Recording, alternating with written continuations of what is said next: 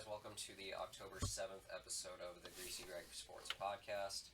I'm Chase, this is Jayden, my co-host for the night, and football is really fun this week. I'm in a better mood because my Vikings actually pulled off a win. Like I said they would. They were playing an inferior team in the Giants, and this is what they should have done to them. Kirk looked really confident with his throws, and he was hitting those balls at Thielen, and he was just making big plays. Kirk showed up. Yeah, he didn't turn the ball over. He got sacked quite a bit, but he really didn't have like a strip sack or like a really game-changing play that ruined it for them. Thielen came out big when he needed to. Yeah, he had two really nice touchdowns, and Diggs only got a couple of catches, but he seemed pretty happy after the game. Yes. And in that post-game interview, they asked, "Do you want to stay in Minnesota?" And he said, "Yeah, I want to stay in Minnesota." And he gave a little wink. So I mean, that's a little weird, but yeah, he looked happy, and we won the game. So, and there hasn't been any fallout from any of it either. So I'm pretty excited about that. That's upside for Viking fans too.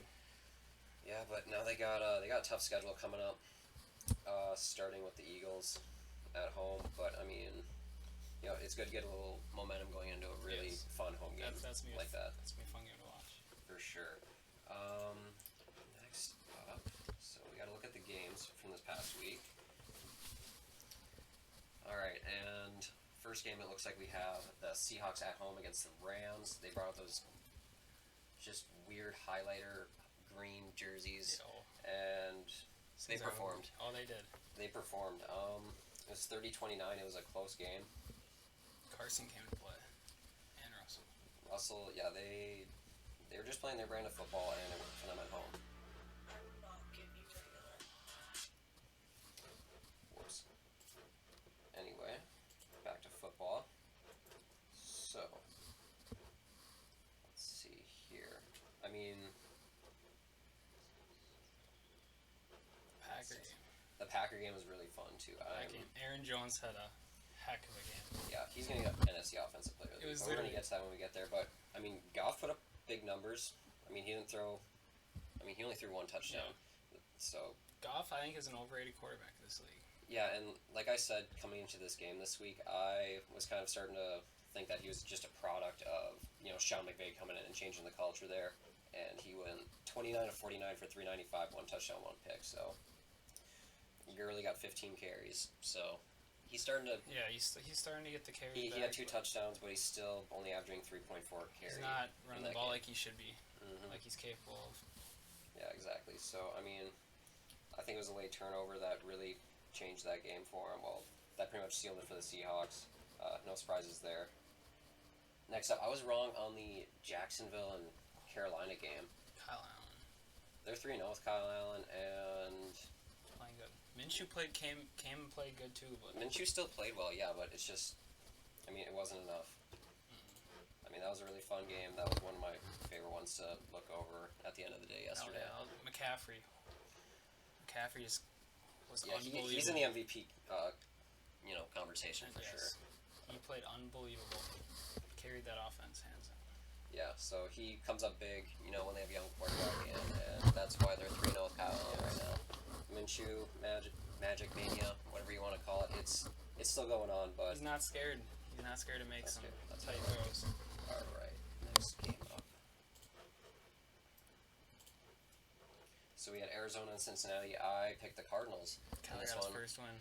Kyler and Cliff get their first wins in the NFL, and... Kyler played good, actually. Came at the right time.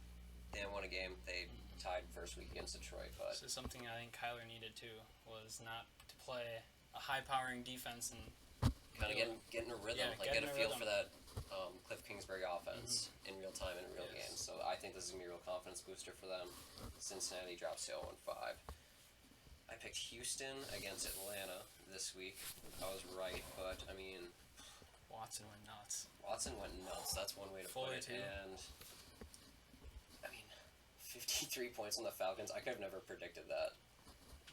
That was very high scoring. That was fun to watch. With how many weapons that Falcons team has, I was really shocked. I still don't understand how they can't get it together. They're actually healthy. They have their young stars back, and like you could say they're honestly more talent. They Yeah, brought in more talent. They have more yeah. talent than when they went to the Super Bowl, but it's just totally not agree coming with you. together. They did lose Kyle Shanahan, head coach of the 49ers, but I mean, that was a way bigger drop than I ever would have expected. But Fuller too. What did he have? Over 200 receiving yards, 2 touchdowns. Yeah, I mean, I saw a thing today. It was just in the first half, he had more fantasy points than he did like throughout the first 3 games or 4 games or something like that. It's crazy. So that was one heck of a game for. He was definitely a sleeper. Watson. Definitely a sleeper in fantasy. For sure. If you owned him, you're very happy. Yeah, you're a very happy person right now. I predicted the Saints win at home against Tampa. Teddy. I was right on that one, but Teddy Bridgewater came to play, man. Teddy Two Gloves. He threw one pick. That was the one bad thing about it, but the rest of the game. He showed off some good chemistry with Thomas, though. I mean, yeah, that's the first person you look to when you're hopping in that Saints offense. He showed. He had one hell of a game. Godwin, he had another great day too. For Tampa. I don't think Jameis is the guy in Tampa. They need to. He's getting rushed so bad. I don't know if he's holding the ball too long. Or they don't have an offense line either. That offensive, it just looks like the second he drops back, like he can't even finish his drop, and he's got pressure in his face. Like I don't think there's a lot of guys who can play like that. The offensive line, I feel like can play better. They stopped Aaron Donald last week. Yeah, I mean it was enough to get 55 up on that defense. They can show up when they have to, but they got to be consistent. They have weapons. I mean, with all that pressure, he only fumbled it once. He didn't lose the ball, so I mean, not a bad day for Jameis. He actually didn't have a turnover. When was the last time that's happened? Oh, I don't know, it's been a long time. I'm pretty sure I've said that. He's like, good for winning a game. Did Jameis really play football if he didn't actually have a turnover in the game? And he went without one on Sunday, and that was really impressive. That is impressive. But Teddy Two Gloves, way too much, and the Saints pulled a 31-24 win there. Vikings Giants, we already covered that. Then one I was wrong on that I remember picking was the Bears and the Raiders. They were playing over in London. Yes. And I mean, after kind of watching the highlights of the game, it just looked like the Bears had play opportunities and they just couldn't make them. Yeah, Jacobs on the Raiders. He looks rookie like running back. He came in quick right in that first quarter. Yeah, no, they couldn't stop him.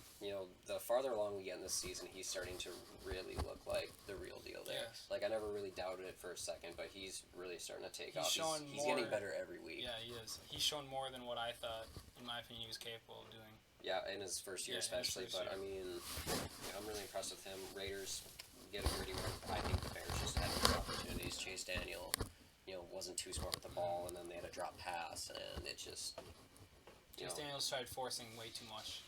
He tried forcing what he should have done. Way too much. The Raiders were ready for him. Yes, I agree. So, I mean, 24-21 win for the Raiders over in London. Jets and Eagles, I said Philly was going to win this.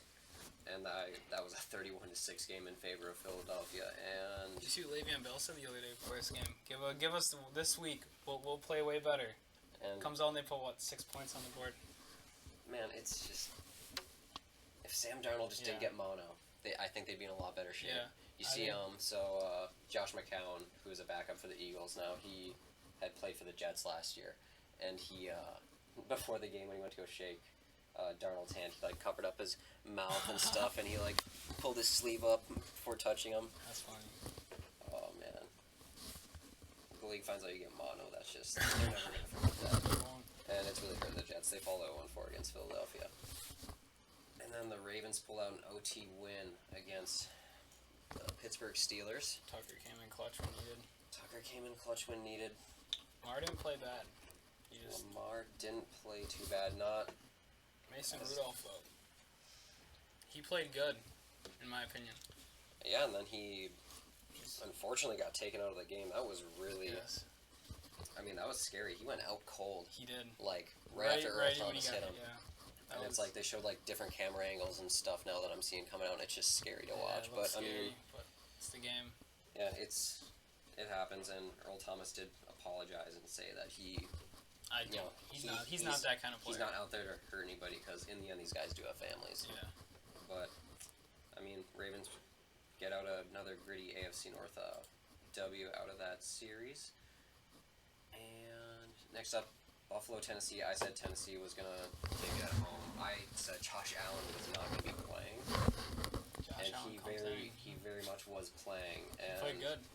He didn't play terrible. He didn't play terrible. He did all right, but I mean, they went on the road. They got a victory against the Titans, who are still a very up and down team, but you got to take them seriously. Bills are 4-1, so having him back, that's gonna be big for the rest of the season. Like, I was gonna be worried if he was gonna miss some time.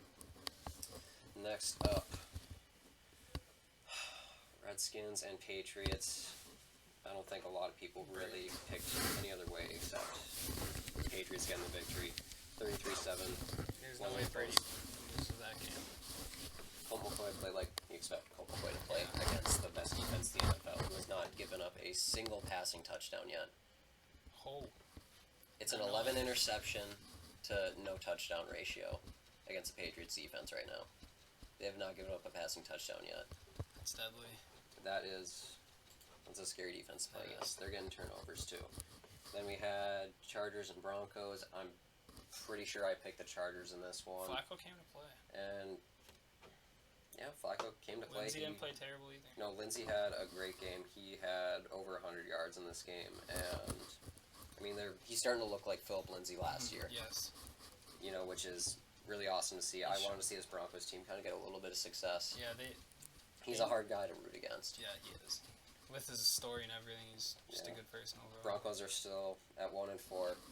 They upset the Chargers though. They upset the Chargers. It's a divisional game too. That's been Chargers are a good team. Philip Rivers just doesn't look the same. He just doesn't look the same anymore. Like, he's starting to fall off, and that's really sad to see. I'm a big Philip Rivers guy. This year they go with a quarterback. They have to go with a quarterback. I think absolutely they're going to go with the quarterback in the first round. Yeah. And then next up, I know this is one you wanted to talk about, was the Packers and Cowboys game. Aaron Jones. That was a hell of a game. They were up. I never thought he'd be capable of doing something like that. That's the thing. I felt like he was capable to have games like that, but Packers just don't. They don't use him. And then without Adams, they had to find a different weapon. And Jones. And they showed today how dangerous Jones can be out of the backfield. Yep, exactly. He can do it in the run game and in the receiving game. 4 touchdowns. Cowboys play a real team. I said that they were going to lose. Packers defense still played. I think they played like how they did last year. They're only good for one quarter. One quarter, one half of football, and then after that they just they can't cover. No, they just every year. I mean, yeah. That defense has to know how to play a full game of football. They could have. Dallas should not have put 24 points up on that team by how they played in that first half. They really let off the gas. Like, I don't know why they just give up so early into the game, but I mean they still got the 34-24 victory over the Cowboys, and I mean. Dak still doesn't deserve $40 million. No, man. Definitely not. Definitely not 40. It's not worth it. Last game we talked about was the Colts and the Chiefs. I said the Chiefs are going to win this one at home in prime time on Sunday Night Football. I was very wrong. Chiefs only put up 13. Another game where a running back just stands out.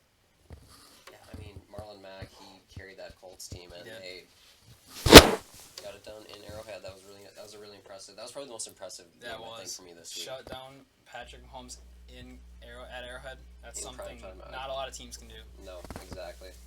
I mean, Mahomes still made it to this point, but he did. Only 13 points. All right, next up we're going to go to Major League Baseball. We're going to look over the playoff games that have been going on, and so I said on our Friday recording show that the Twins, this is going to be their chance to pull one out, and I had confidence in them with Berrios to pull one out, and once again I got my hopes a little too high, and they are 0 for the last 12 against the Yankees in the playoffs. That's horrible. That's the longest winning streak from one team against another in MLB postseason history.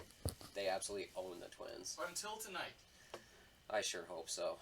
I think the Yankees will win, to be honest. I think they will too, but they have too many good weapons on that team. It's at Target Field. Saying, but that team is... The Astros are 100%. I think it's a general consensus by every team. They're the strongest team in the postseason right now, pitching wise. They went up quick 2-0 on Tampa Bay with their 2 home games. So Rays facing elimination just as much as the Twins are tonight. The Rays just got done playing. They won 10-3 today against Zach Greinke, and they were a wild card team. So if the Rays can do it against the Astros, the Twins can for sure do it against the Yankees at home. This is the best Twins team to be in the playoffs in a long time. Sorry to cut into your guys' conversation. Oh no, I'm not arguing with your points. Don't get me wrong. The Twins are a powerhouse. It's going to be different. It's going to be different in Target Field. I think there's going to be energy in that stadium. I think they could very well do it. It's just it's a must-win. Pitching has to show up. I think that Jake Odorizzi on the mound tonight. I think he's our best pitcher, and the Yankees have probably one of their best pitchers going tonight as well. However, I think if the Twins can find a way to scrap this one out, I think they have momentum. Another home game the next night. I think they win again. Momentum going into Yankee Stadium after having a 2-game win streak. I think they take this series. I think it comes down to tonight. Now, obviously, they're facing elimination. If they fold over tonight, obviously, if they lose, it's over. I really feel like whoever wins tonight will win the series. Also, I'm optimistic. I'm a home guy. But I really feel like if they can win tonight, they can turn the whole series around. Obviously, they have to win tonight as well, but you know what I'm saying. Oh, I get what you're saying. Yeah, it's an absolute must-win in every sense of the word.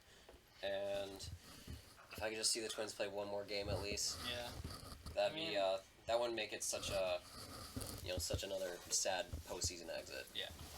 But they need to at least win one game against the Yankees in the postseason. And this is the night to do it. Next up we have, like you said, the Rays won Game 3 against the Astros. They had 4 home runs in this game. That's the first time they've hit 4 home runs in Tropicana Field in a playoff game ever. So it was a really good night to have a historic night in terms of the franchise. I think this is a fluke, though. I think Houston's gonna take the next 2. Yeah, they only need one more. Oh, next one. Yeah, and I think they have Scherzer coming on, so hopefully that'll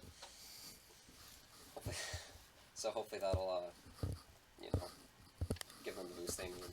Anyway, so that's gonna be a really interesting series. Next up we have, so that was the 2 games we had in the AL. Yeah, in the AL. So the NL. We have the Cardinals and the Braves. That one was tied 1-1, right? It was, last I checked, it was 4-4 in the bottom of the game. No. The series is tied 1-1. The series is tied 1-1, yes. I was like, there's no way they're still in the 8th.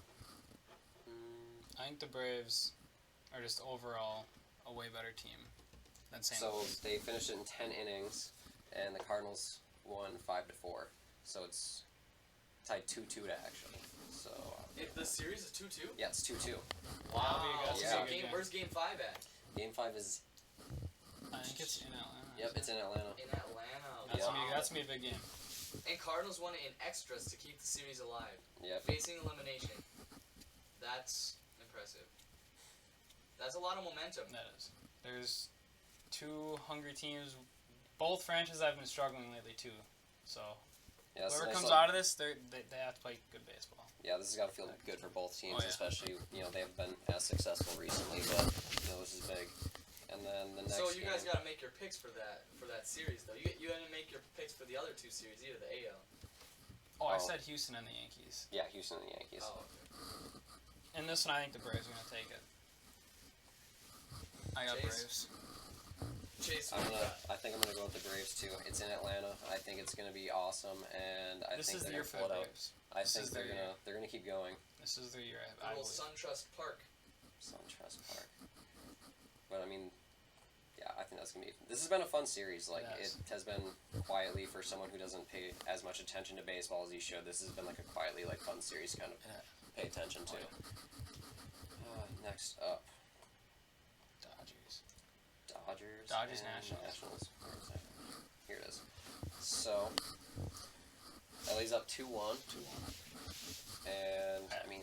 In the series? Yeah. The Nationals won a game in that series. They're actually playing... So you're telling me right now the Twins are the only team that has not won in any of the series? Yes. I think that's what we're going to get to, yes. Our producer Bo is he's a little frustrated right there. Sorry, buddy. But yeah, they're playing right now. Dodgers are up 1-0 in the bottom of third, and I think I saw they had Rich Hill on the mound, I believe, tonight. Yep, the Dodgers have Hill, and then that's they have going on.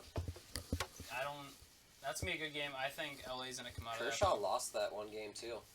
The one that the Nationals snuck out. It was Strasburg versus Kershaw, and it was only a 4-2 game. So Kershaw hasn't been showing up in the playoffs lately. He's one. What? Okay. What I believe, are you saying? You have dumbass on your chest right now. I believe. Are you kidding me? Listen to me. No, he's been in the World Series. He is the best. No, he's the best player in the league. Yes, I agree with that.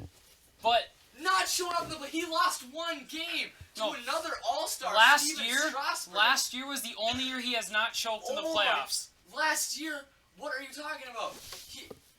First off, they lost the World Series disgustingly last year. So I hear what you're saying, but however, he has dominated his starts. I understand that. But and they went to Game 7 against the Astros last year, and I believe he pitched 3 of those games, and one time he came in as a reliever.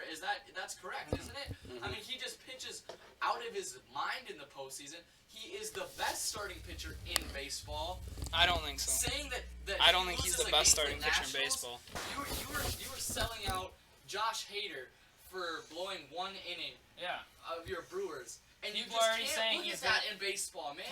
Baseball is a sport. It is literally a game of failure. You cannot succeed every at-bat. You cannot succeed every pitch. And if you're that successful and you're Clayton Kershaw, one loss in I'm not saying playoff he's terrible. series does not detriment your legacy at all. However, they're going to win the series tonight. The Nationals will not win that game. And I guarantee you, Kershaw will win at least 2, maybe 3 more starts here in the rest of the postseason. I'm not saying his legacy's bad. I'm not saying he's a bad pitcher. I have the Dodgers coming out of the NL. But I don't think they're going to win it all this year against Houston. You don't think they're going to pull it off? Against Houston. Houston's... I agree with that. But I just saying that Kershaw hasn't been pitching his best baseball in the postseason. No, I'm not saying that. Ridiculous. I'm saying recently. In the last this year and pitched one. I'm saying this year and last year. And he's 0 for 1. I'm saying this year and last year. He's 9-10 in the playoffs with a 4.22 ERA. And his one loss was last night or whatever. 2 nights ago. 9-10. Do you see? Do you hear his ERA though? 4 point what? 3.2. Or are you saying 9 and 10? Yes. Not like 9 of 10? In his career in the 9 playoffs. and 10. Okay, in his career in the playoffs. Then you have something. He is not as good as he is in the playoffs as he is in the regular season. Okay, I thought you meant he's 9 of 10. I'm not saying 9 of 10. He's 9 and 10. Okay. I'm not saying he's not dominant in the playoffs. Yes, he has his points where he is completely dominant, but he is not. He does not perform as well as he does in the regular season as he does in the postseason. I mean, is what I'm trying to say. All right, let's move on to hockey. That's enough baseball talk. All right, so right now we have the Blues playing against Toronto and the Sabres against Columbus. Blues Toronto. That's me again. Yeah, who do you think's gonna come out in that one? They still have 2 periods of hockey left. I think Toronto. Austin Matthews coming off of what he was top 3 stars. Yeah, he's one of the 3 stars of the week in the NHL. He's playing his best hockey right now. He's playing great. I think they're gonna come out of that one. And it's in Toronto. Columbus is up 1-0 at home against Buffalo. I think Buffalo's gonna come back. CBJ, and they're on a power play right now. I don't think CBJ's gonna win that. They're 0-2. They don't have really any good weapons on that team. It's only the first period. Chase is laughing because he knows every time I click means that he's dumbass. Buffalo has arguably one of the best centers in the league. Not saying he's the best, one of the best in Jack Eichel. They have Casey Middleton. They have way more depth. They're way younger than Columbus. They're way faster and they can shoot. They can play way better hockey. Buffalo is playing better than Columbus right now this season. This button is way too much fun. No, you're 100% right. What you're saying is totally factual. It's just, no matter what you say, I have the ability to... Winnipeg's going to go... They're losing next game. Okay, yeah. I mean, can we talk about that? I mean, Winnipeg has been playing some abysmal hockey. Defensively, offensively, they've been scoring a ton of goals. 4 goals in their first game, 4 goals in their second game, and a shoot-off winner, and then just 1 goal in their last game. one of two, but they have given up 4 goals in every single one of their games, at least 6 in another one. So they're not as good defensively. They've given up 14 goals on the season already. Their defense, I think, in my opinion, their defense is getting older. They're not as good as they have been in the past. Well, and Bufflin's not playing either. That's a big loss for Winnipeg and all. He's arguably one of their top players. And I gotta ask, they rely on him. They rely on him a lot, and when he's not in the lineup, it's just a big loss. Well, I mean, a team can't win if they keep giving up 4 goals every single game at least. No. And their goalie situation is terrible right now. They're switching off with Hellebuck and Brossois. Like, who would you pick? Who would you say should start there? In my opinion, I think Hellebuck, he has more experience, and I think he has way more potential. I hear what you're saying, but in his first game giving up 6 goals... It could just be early season. Luck. A lot of players, a lot of, like, goalies especially, tend to not have... Like, they can have hot starts, but it takes them a little longer, especially with, like, all the pad changes for goalies in, like, the recent years. They've been switching so many pads, it takes longer for goalies to adjust, in my opinion. I think Winnipeg will pull it together, though, soon. All right, now talk about the hometown team. Minnesota. Alright. Wild. They have not won a game yet. I don't think they're going to do anything good this year, in my opinion. They're going to be one of those teams where they're not going to openly tank, but I think they're going to play bad and they're going to get a good pick next year. And that, I think as a Minnesota fan, we have to come to realization that they're not, even if they make the playoffs, they're not going anywhere. No, I mean, didn't have high hopes for them coming in, to be honest. This is the year where I kind of want them to tank, go for a top pick. They need to get younger and faster, and just overall better. They have all these veteran players sucking up all the cap space, and they're not really doing much with it. They got Suter and Price for another at least 4 or 5 years. They're not performing how they should be right now. Yeah, exactly. Then next up, so we have Hurricanes and Panthers. Hurricanes are 3-0. I think Hurricanes will come up with that one. I don't think Florida has as much star power as they have in the past. They made a lot of roster moves in the offseason. Yeah. Hurricanes, they just got better in the offseason. They're going to be a team to watch this year. They're going to be 4-0 by the end of tonight. Oh, yeah. They're going to be a fun team to watch all year. And then Oilers Islanders. I got Oilers, McDavid. You can never go wrong with picking with McDavid. He's always a safe pick. He's always a safe pick. Oilers are a safe pick in NHL too. Yeah. Especially against the Islanders. The Islanders don't have, like I said last time. What about his team, though? Oilers. He's great, but what about his team surrounding him? I think they're not terrible, but do you think they'll make noise this year? Do you think they'll make noise this year? This year I give them a wild card spot. Barely making the wild card spot, I say. Okay. But their goalie's not terrible. Cam Talbot, he's just getting old. 2 years ago, he was super good. Alright, and I think that's all we're really going to get to today for hockey. We don't want to get too deep into the week, and we'll review more later on. Next up, we're going to wrap it up with our Big Ten college football review from this past Saturday. And 5 undefeated teams up in the Big Ten, let's just say. That is true. And the Gophers, they've... The Gophers. The Gophers, they're 5-0 right now. That is true. I mean, I'm not giving them enough credit, but they have a really tough last stretch of the season. Let's not get into that yet. Let's talk about the potential of the next 3 weeks. Tyler Johnson is playing some amazing football. Can we admit that he's the real deal? He is the real deal. Can we admit that he is most likely league bound? Oh yeah, he's for sure an NFL caliber receiver. He has the talent to do it, and he shows up every single week. Exactly. I mean, next week you got Nebraska. Next week after that you got Rutgers, and you got Maryland. Those are 3 winnable games. Looking down at it, and as you said last week, Chase, Ohio State and Wisconsin play here I think in 2 weeks, right? There's going to be a lot of teams that are going to be not undefeated anymore because they're going to start playing each other. And the Gophers that's when football's fun. Exactly. That's when football's fun. The most likely is the Gophers will beat 3 more winning games. They should be 8-0 until they really run into some tough competition. I mean, let's talk about that. Yeah. All right, we're getting there, buddy.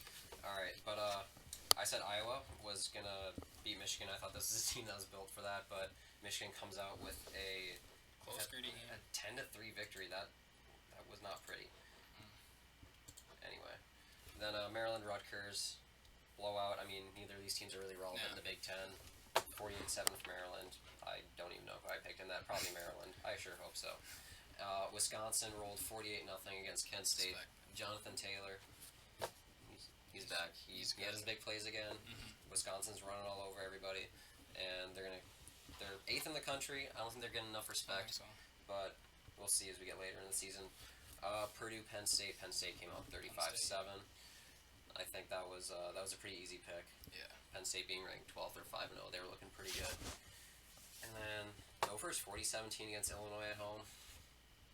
Most prominent win of the season. For sure, yeah. I mean, it was a real nice margin of victory. You showed what kind of team you could be, and I don't know. We'll see if they can keep it rolling. They should. Those next 3 games, like we discussed earlier, but I'm excited to see them in that last part of the schedule. And then Nebraska, Northwestern, 13-10. Nebraska was not as close as I would have expected it, but I mean, Nebraska still pulled out the win. They were the better team in that one. And Ohio State, Michigan State. I didn't think Michigan State really stood a chance. Justin Fields is too good. J.K. Dobbins is too good. That Ohio State team is unreal. They're a powerhouse. Doesn't matter who's coaching them at this point. They're gonna win games. They're gonna beat the shit out of everybody. And I'm excited for that. Was it Ohio State and Wisconsin? Is that I think it isn't 2 weeks. That's in 2 weeks. Yeah, that's coming up really soon. That's gonna be a fun game to watch. I'm trying to look at that now, but I mean, either way. Here we go. Yep. 2 weeks. 4 weeks actually. That's 4 October weeks. 26th. It's at Ohio State. That's gonna be a big game. I'm excited for that. Anyway, I mean, that's all we really got for today. Fun episode. Quickly, I'd like to have you discuss, just because the Gophers are playing so good, and that's probably the team that we follow the most, Probably. except for maybe Wisconsin. Those last 3 games, Penn State, Iowa, Wisconsin, just because we possibly can be undefeated at that time, do you think there's any chance you have a chance in any of those games, or do you think it's just they're too big of powerhouses? You know, off the top of my head, I would probably say it's probably going to be too much for them. But I think we're going to kind of see how they play these next 3 weeks in these winnable games. They got to come out and show that they're the better team. And then, you know, I think once we get there, we'll be able to tell what's going to happen. Yeah. You know, a lot more. It's going to be a lot more clear of a picture. All right, well, that was a fun episode. Thank you, Jayden, for joining me. Oh, anytime. So, you know, we'll see you back on Friday. Sorry for the late upload for our last Friday episode, but we're going to get better at that.